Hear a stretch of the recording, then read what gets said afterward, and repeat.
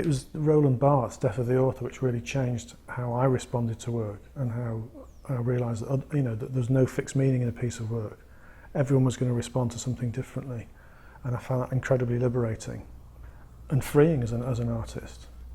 I mean, not only in the work that I could make, but in how I could respond to objects and potential materials around me. I guess one thing I wanted to do is to kind of represent the familiar as being an unfamiliar. It's a representation of the everyday. I mean, most of the environments we inhabit, we don't have much control over. We kind of inherit them. And it's a way of kind of regaining control, I guess, of trying to decipher the complexity of these built environments that we find ourselves living in. Well, they're just junk shop finds, really, in a second-hand store that I visit quite regularly because it's near work.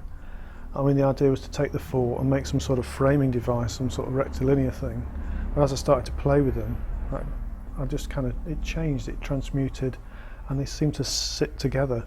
I mean, obviously, I suppose beds are a standard size, so it's not a massive surprise to find out that the proportions are quite similar, but that did suggest this joining together.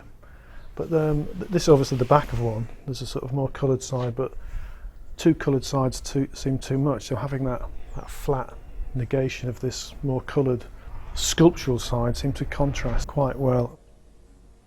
I don't see a hierarchy, I mean, why is one object or one space more important than another? I don't delineate like that. I think everything's up for grabs for reinterpretation. If it gives me an idea, if it gives me an urge to respond to it, I'm quite happy, whatever it is, whether it's a space under a stairwell or whatever, I'm happy to go with it.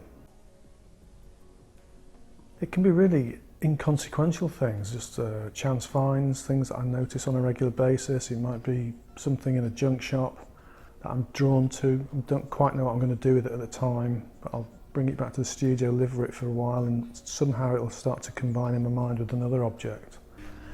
Well, I'm really drawn to this object. I think, there's negative space there, it's quite minimal, it's geometric, it's architectural, so it satisfies a lot of the criteria that I'm often looking for in an object or a material.